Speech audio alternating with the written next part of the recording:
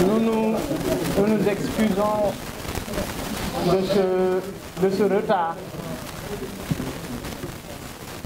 Merci d'avoir effectué le déplacement.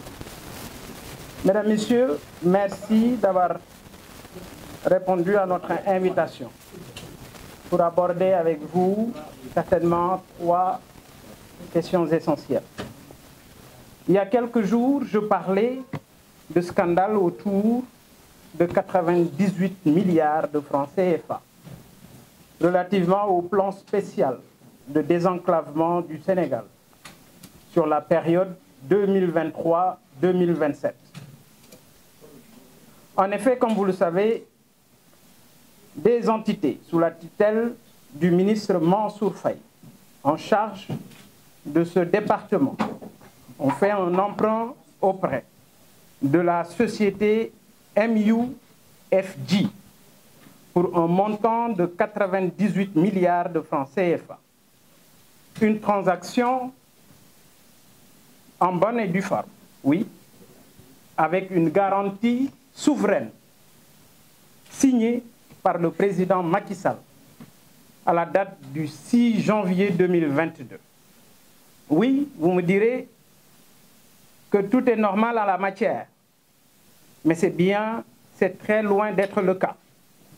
Et pour cause, nul besoin de vous rappeler que les fonds n'ont pas atterri au trésor public. Je dis et je répète que les fonds n'ont pas atterri au trésor public, mais sont plutôt logés dans un compte privé, en toute illégalité, violant toutes les règles de transparence en la matière. Plus grave, ces fonds en question, retenez bien ce que je dis, ont été placés en DAT, un dépôt à terme. Autrement dit, l'argent a été prêté à une banque de la place. Pire, ces fonds produisent des intérêts, lesquels intérêts sont versés dans un compte au nom de l'État du Sénégal, à l'insu des services du ministère des Finances, en l'occurrence le Trésor public. D'ailleurs, permettez-moi de préciser que cette manne financière est logée à la banque FBN, First National Bank, ou First Bank National, qui est ici au Sénégal. Le numéro de compte, c'est 01 00 221 500 000 160, ouvert au nom de ASGC Sénégal. En ce qui concerne les intérêts, l'argent, je viens de vous le dire, a été déposé en DAT et les intérêts générés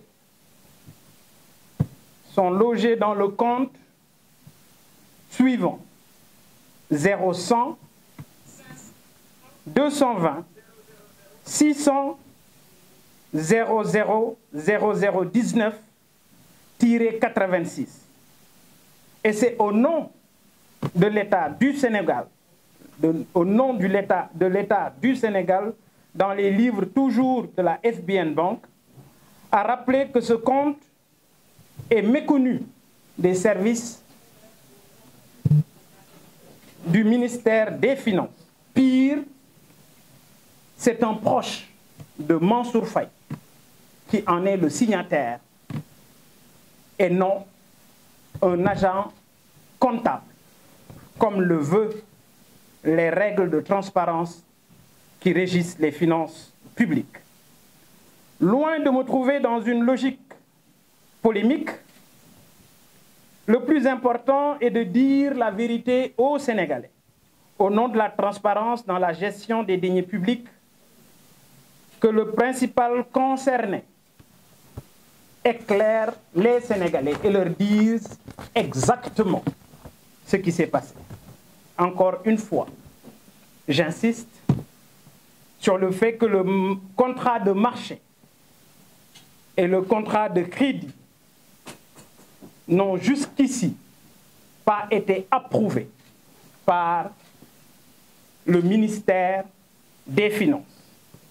Ce qui est constant par contre, et j'ai vu dans une parution du quotidien Walfadjri, les services de Mansour Faye disent que tout est en règle, oui, pour ce qui concerne uniquement le marché de gré à gré passé entre ASGC UK et AGEROUTE.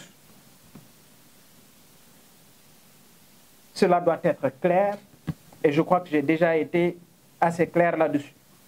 Dans tous les cas, le signataire assignataire, comme le stipule le contrat de crédit, doit être le trésor public, rien d'autre que le trésor public.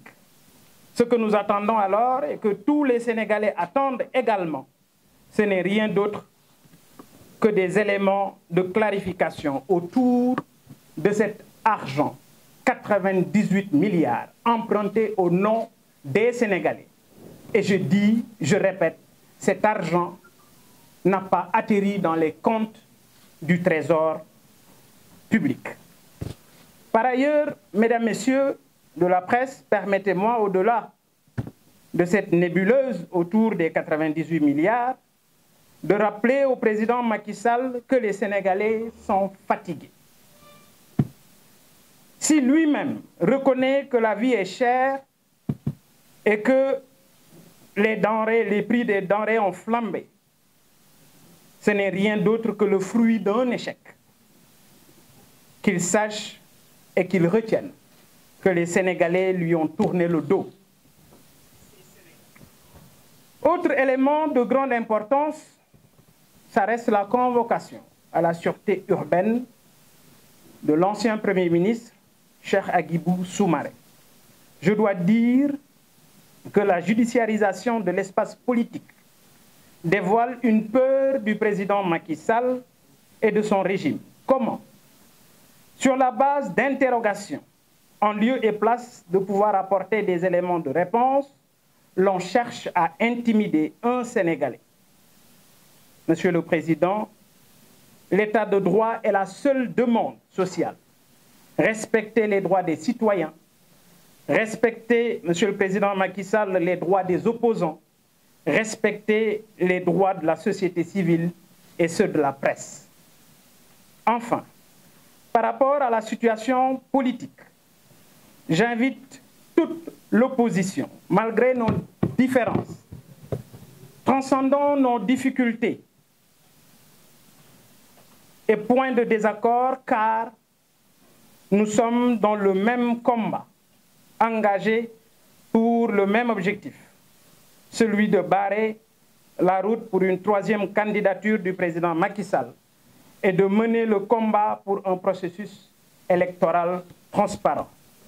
Je vous remercie de votre aimable attention. Juste rek tënk ko ci wolof. Le temps, la presse, ñu mën a ñëw ci seeni question. Ay fan a ngi nii ñuy wax coow 98 milliards. Man mi junju coow li dama wax ne dafa aaju ci plan spécial de désenclavement mu di lu baax mu di lu nit ñi xaar defari tali defari yoon nit ñi dañu ko soxla oui mais bu àndeek lu tey xel jaadu na ñu jàkkaarloog sénégalais yi leeral leen leeral bi ci njëkk mooy ne dañu leb xaalis ci turu sénégalais yépp ñu war ko fay mu toll ci 98 milliards 98 milliards yooyu damay fàttali rek ne président Macky Sall mooy ki signé garantie bi jaare ko ci benn lettre bu ñuy wax garantie souveraine de l'État moom Macky Sall mu signé ko le 6 janvier 2022 xanaa buñ ne président signé na ko am na garantie souveraine ñu ne kon jaar na yoon waaw loolu lay nirool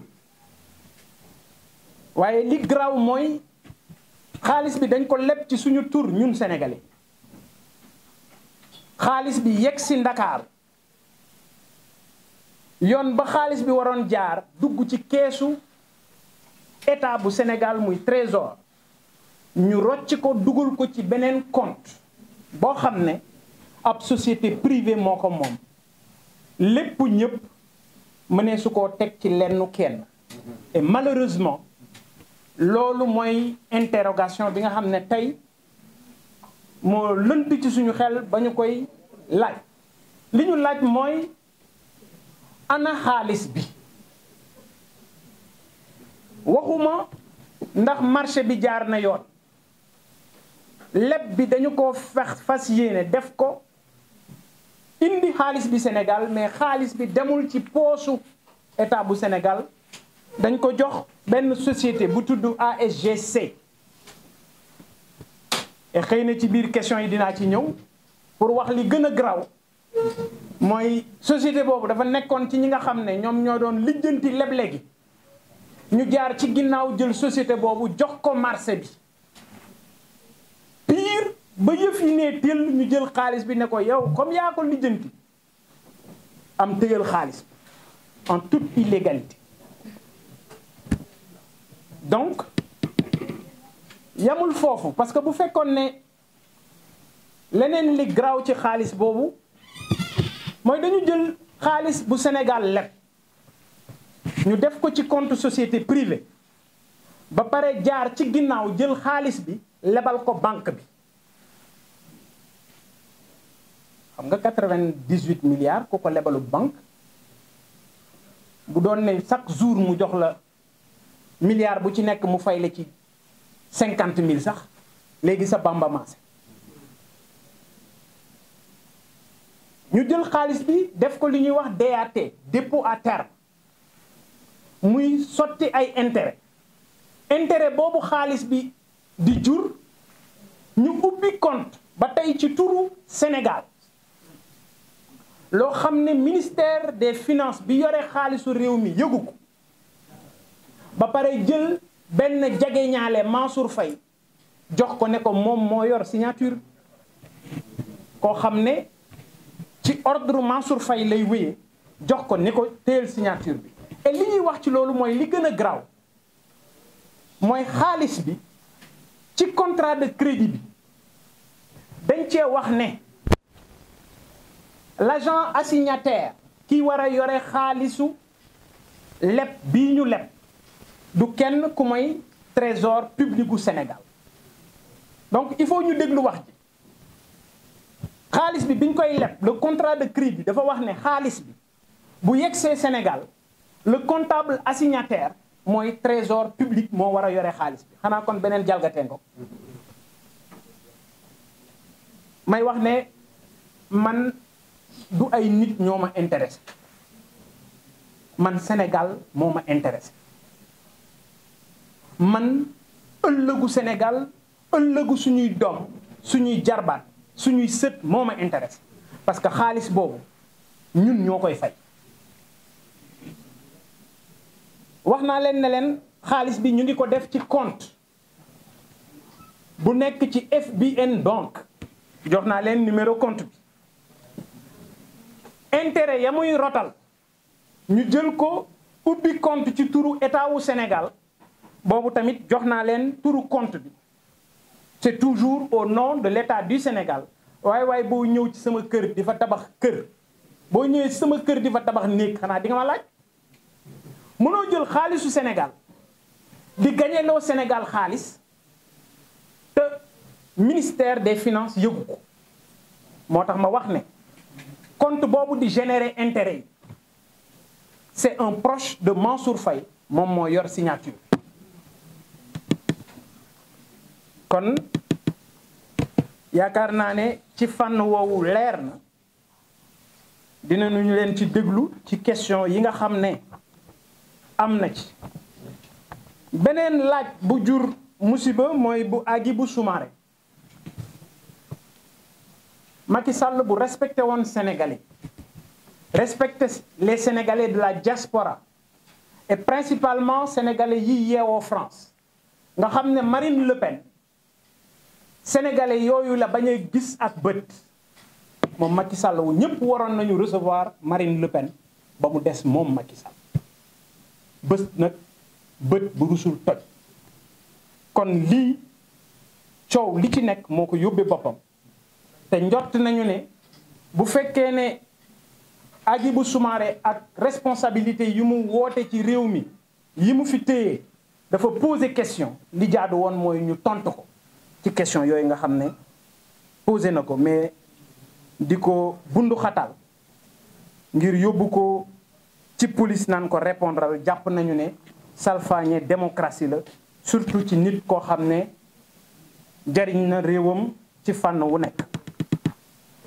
ci wàllu politique ma ne suma kàddu démb mooy suma kàddu tey opposition bi nañu fexe doon benn am na ay coow par ci par là li ko waral di ay ambition ku nekk mais jot na ñu retrouver wu autour de l'essentiel ngir xam naka la ñu mën a jàkkaarloo ak Macky Sall Jimbori nga xam ne li ko intéressé du lenn lu mooy nee na réduire l'opposition à sa plus simple expression mais loolu ñu nit nañu am fulla ba xamal ko ne yaa ngi ci sa dernier mandat te duñu la seetaan benn yoon nga fiy jalgati constitution wu réew bi ñuy mujjee rek mooy télé gu Macky Sall wane ne télé na ko parce que bu demee ba nangu ne réew mi metti na nangu ne saafara yi mu yëkkati woon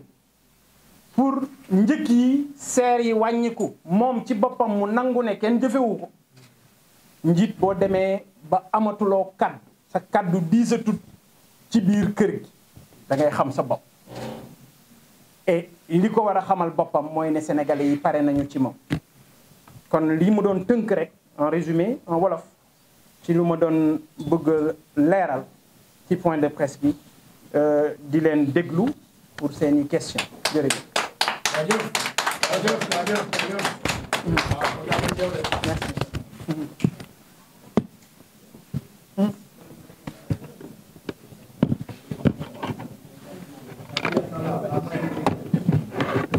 Oui. Bonsoir. Bonsoir. Jérôme John. J'avais deux questions. La première, vous avez évoqué les 98 milliards qui ont été versés dans un compte qui, selon vos informations, est sous le tutelle d'un proche de M. Mansour Faye. J'ai pas dit ça. Qui est... Non, j'ai pas dit ça. Hein? Oui, d'accord. Mais non, c'est-à-dire le compte est géré d'une façon par un proche de Mansour Faye. C'est pas ce que j'ai dit. C'est pas non plus ce que j'ai dit. C'est pas non plus ce que j'ai dit. D'accord. Donc, d'accord. Je vais utiliser les termes que vous avez utilisés. Ma leeralaat rek. waaw nga leeralaat. Jérôme, ce que j'ai dit est très clair. dañu leb xaalisu Sénégal indi ko ci réew mi ci contrat leb bi mooy le contrat de crédit ñu ne xaalis bi le signataire assignataire ça doit être le trésor public xaalis bi ñëw Sénégal ñu dugal ko ci compte ASGC UK wax naa la ne mooy ñi lijjanti toppatoo leb gi ci gré à gré ñu jox ko marché bi wëlbatiku jël xaalis bi dénk ko ne ko gars yi fay leen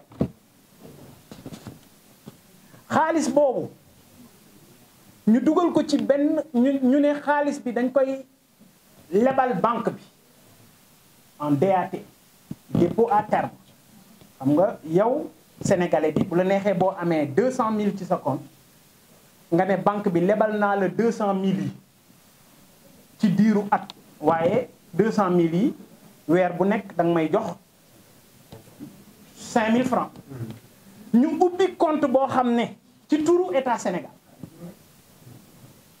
intérêt yi ci compte boobu la ñu koy dugal te compte bi ministère des finances yëgu ko xamu ko donc la cay rot ci intérêt ca compte beneen boobu la ñu ko dugal ma ne la compte beneen boobu intérêt yi di rot poulain wu Mansour Faye moo koy signé mooy génn xaalis boobu leer na.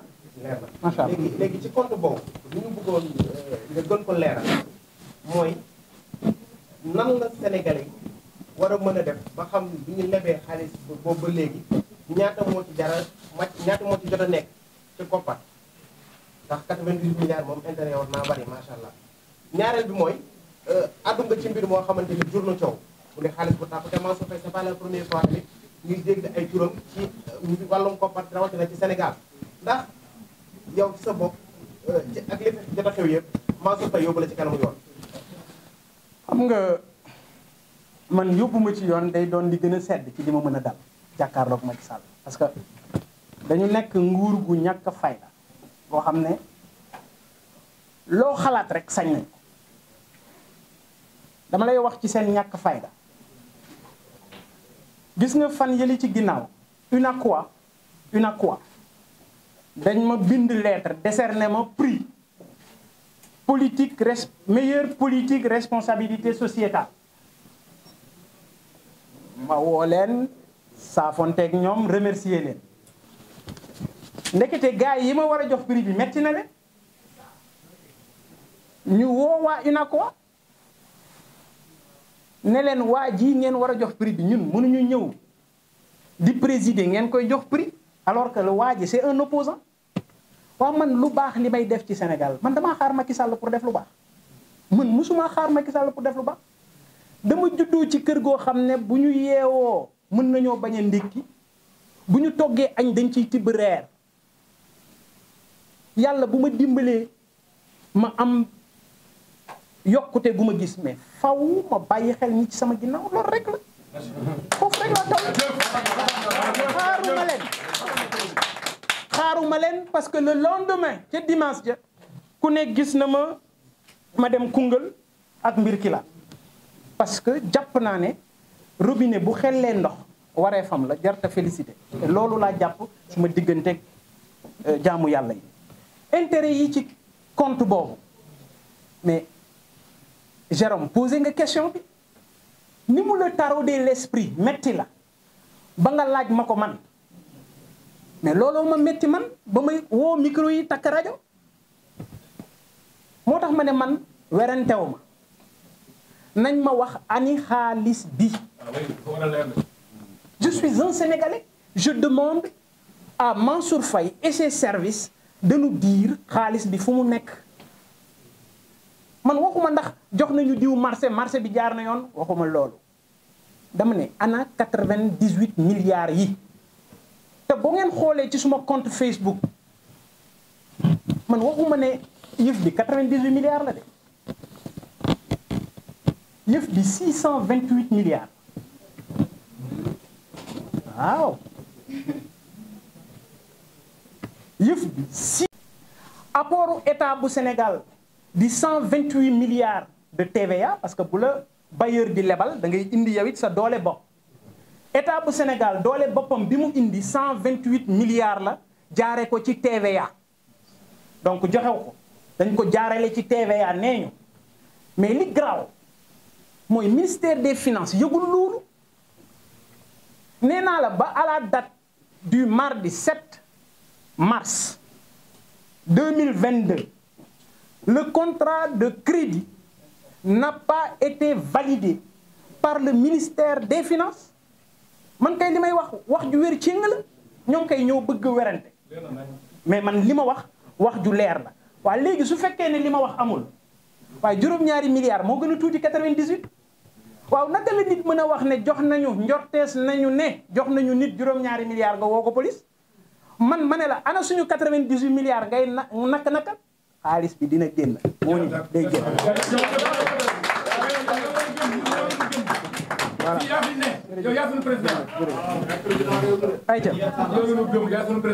Next. Pardon? Jacob. Allez-y, Jacob. Quelle structure? Vous êtes de quel organe? Sounou, d'accord. Je commencerai déjà par la politique au président juste pour dire,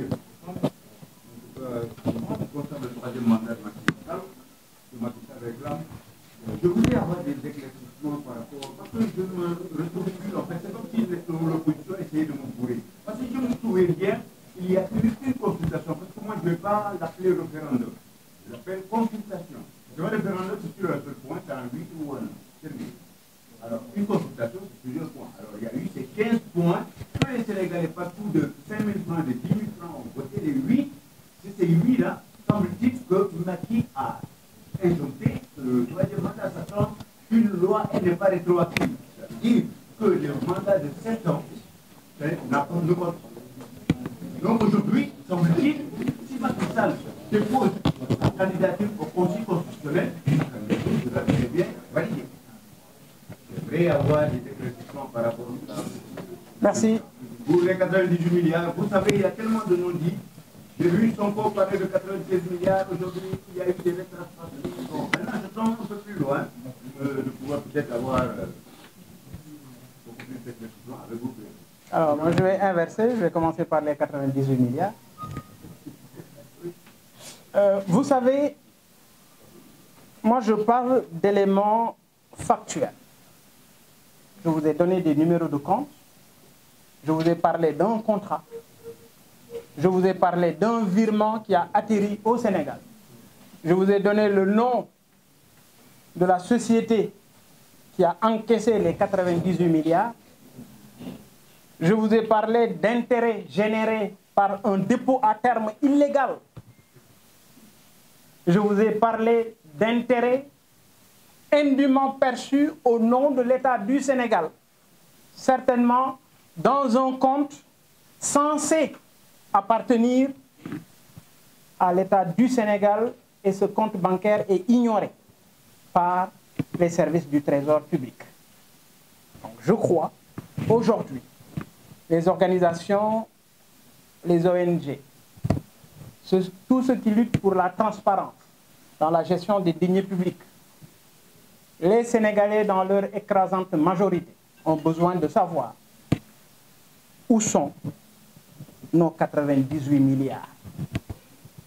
Qu'est-ce qu'il en reste? Qui a décaissé? Oui, il y a eu des décaissements, certainement. Pourquoi cet argent a été décaissé à la place du Trésor public? Je crois que c'est des faits qui sont là. Et nous attendons des réponses claires en la matière. Pour ce qui tourne autour de la Constitution, si le président de la République lui-même regardait son livre, regardait les vidéos, aujourd'hui, avec cette histoire de VAR, les choses deviennent de plus en plus claires. Mais ce qui est important, c'est l'esprit de cette réforme constitutionnelle.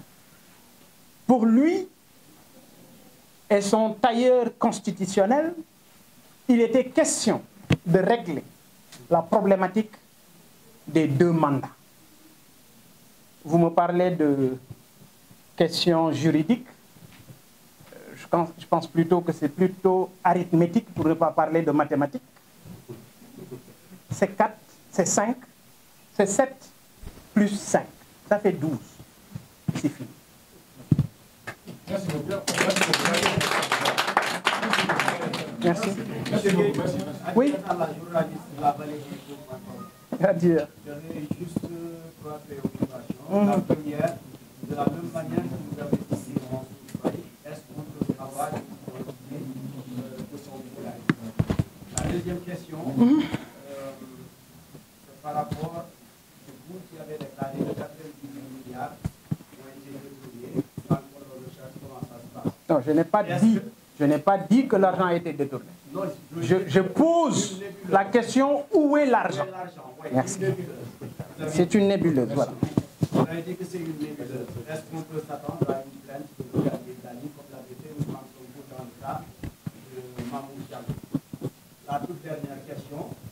avez appelé, vous avez aidé l'opposition à faire bloc d'un consensus pour faire quitter Macky Sall du régime.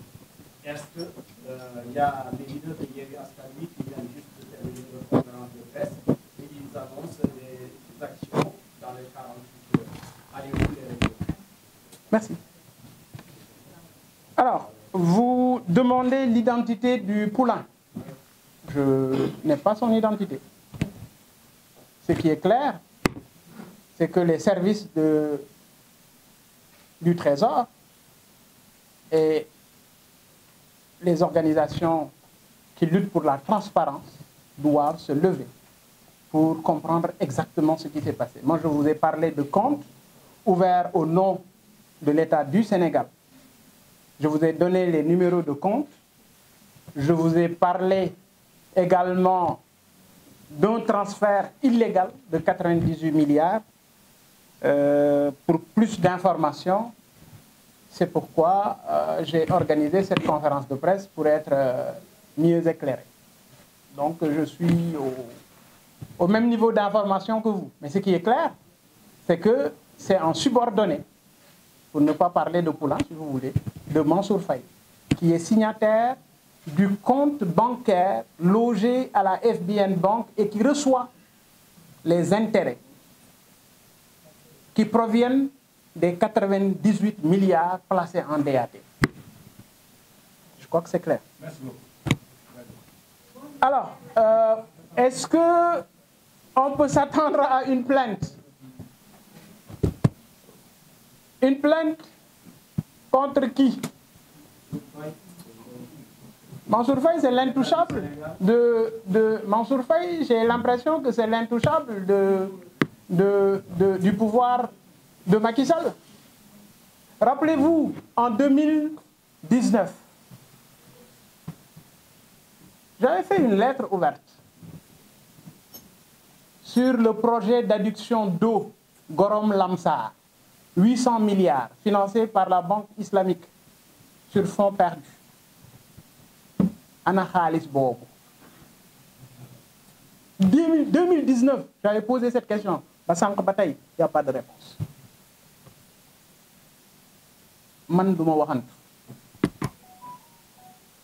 L'initiative de l'opposition, vous savez, moi j'ai dit, j'apprécie et je suis partant pour toute initiative tendant à barrer la route au président Macky Sall.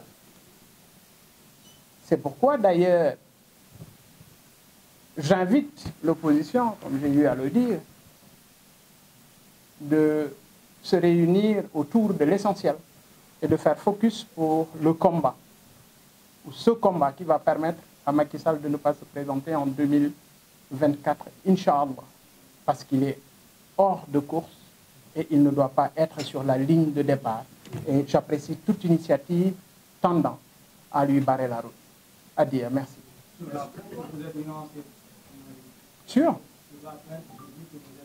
Non, il n'y a pas de nuance. Ce qui est clair, c'est qu'aujourd'hui... Oui, allez-y. Non, mais je dis, Mansour Faye est un intouchable. C'est ma conviction. Mais j'informe, en tout cas, j'invite l'État du Sénégal à éclairer les Sénégalais. Moi, Sénégalais yi xam ne seen 98 milliards leb nañ ko te am na fu ñu ko dugal fu ñu ko warutoon dugal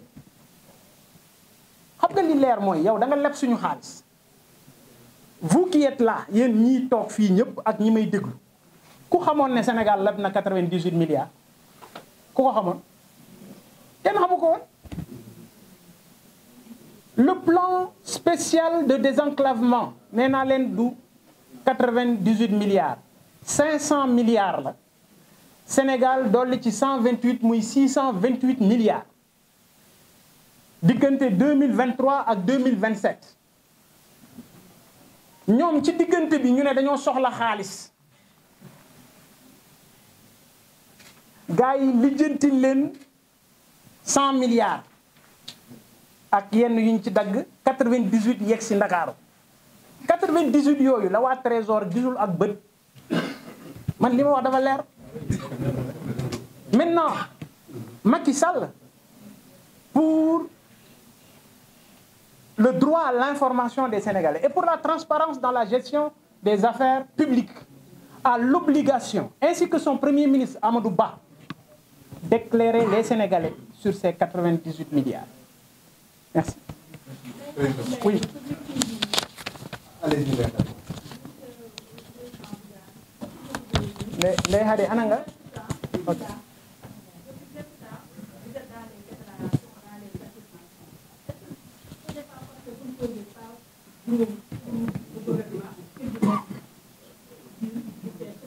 Ok, vous m'avez entendu faire quelle déclaration, madame?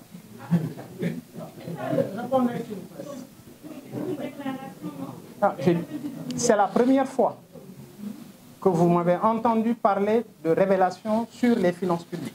C'est la première fois. Et je dis que je pèse ou que je ne pèse pas. Ce qui est important, c'est que Dakar est la plus grande concentration d'électeurs sénégalais. Et Gumso Bop est troisième.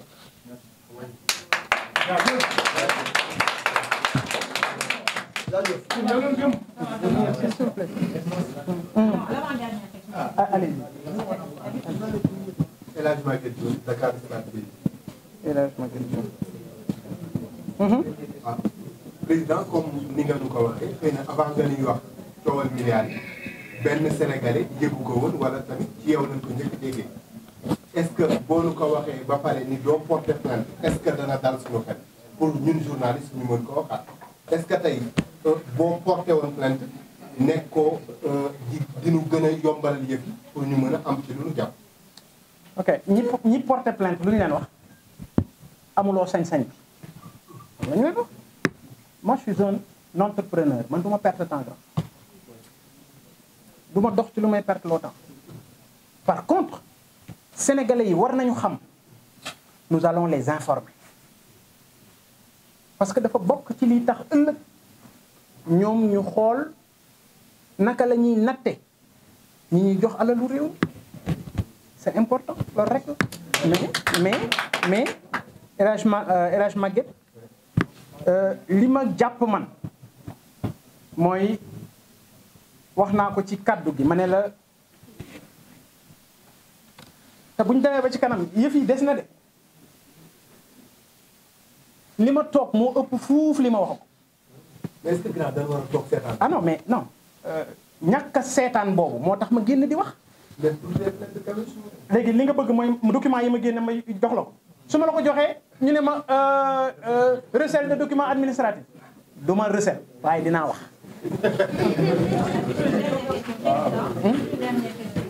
xam nga may ma rek ngoone xam nga li ma la wax nii du waxi jaaxaan man dama la jox ay firnde yu leer garantie souveraine bi Macky Sall signé ci projet bi xam nga ku ko jox note bi c'est la Cour suprême. Cour suprême ñoo jox Macky Sall note bi tax mu def moom garantie souveraine dama la jox ba jox la date bi mu ko signé ne la ba mardi bii ñu weesu mardi 7 le ministre des finances signé gul approbation contrat de crédit lambaatuma de bay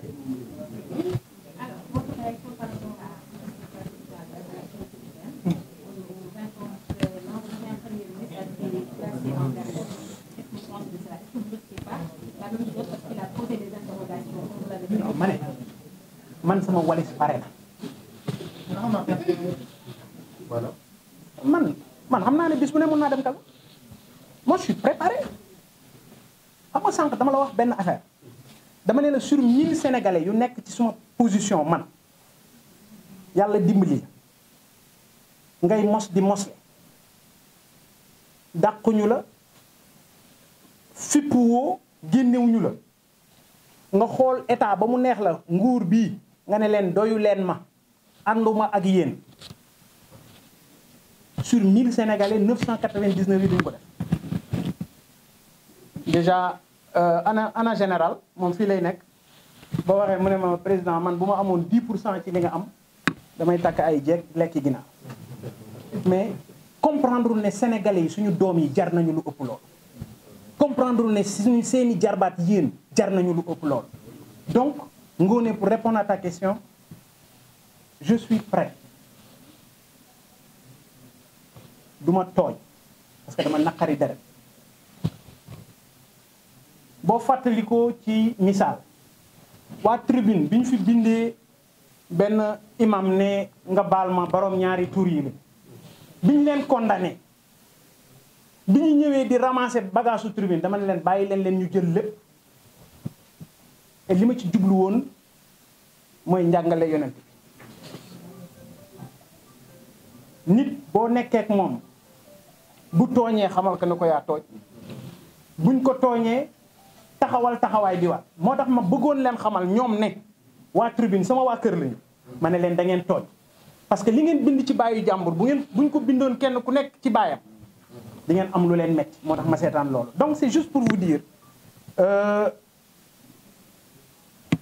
li ma fi wax lépp asakay li ma xam mais jàpp naa ne sénégalais yi ñoom war nañu xam parce que rien que pour information bi yow nga xam ne suñu 98 milliards am na fu ñu ko jaarale et li tax ma def alerte wax naa leen ko léegi imam du 98 milliards yi juin 400 milliards moo war a ñëw wa juin bii ñu jëm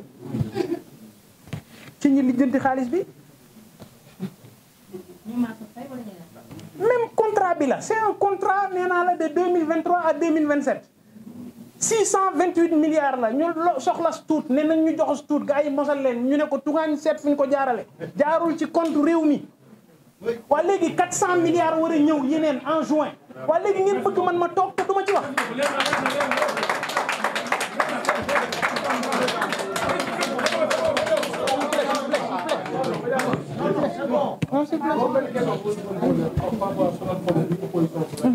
on a combien de minutes? Par rapport ak plateforme bi opposition bi nga teg limité wala politique waaw récemment gis nañ PDS rajo ci loolu nee na ñoom ñu bokk benn plateforme boo xam ne fii di mais nag yow pare nga pour engagé plateforme boobu wala yow da ngay gàdduwaat même position ci élection yi baax yow kon déggoo man sama taxawaay bu ma fekkee Macky Sall muy xeex ak nit damay wut yat fëgg ko ba pare ne waa ji loo jotee ak Macky Sall toute initiative bu ñu def boo xam ne Macky Sall dañu koy xeex pour mu jóge fi bokk naa ci par contre man yëguma ci opposition bi fu ñu waxee ne Mimi Touré moo jiite plateforme ñun ñëpp yéene lañu am ci bokk ci plateforme bi et pour man aussi soxlawul ñuy joxoñ Mimi Touré parce que bu fekkee ne joxoñ rek la mais ceux qui sont responsables de cette situation bu Sénégal di dund mais ñooñu ñu ngi ci opposition bi tey c'est important mais bu ñu taxawee pour xeex dara nañu ko xeex te ñu bàyyi yenn wax yi parce que jàpp ma ne luy defar la comme Mimi Touré nangu na ne moom la mu newoon baaxul cadence ba mu doon accéléré luy accéléré nërmeelu Sénégal la tey dellu si na ci ñun mooy opposition bi ñun ñi taxaw jàkkaarloog Macky Sall donc il faut respecter sa position et je suis de ceux qui pensent que Mimi Touré dañ ko war a accepter dans l'opposition parce que nag am na fi ñeneen ñoo xam ne it démb ñu ngi woon ca beneen wet gi di jàppale 3e mandat tey jii ñoo taxaw di xeex 3e mandat voilà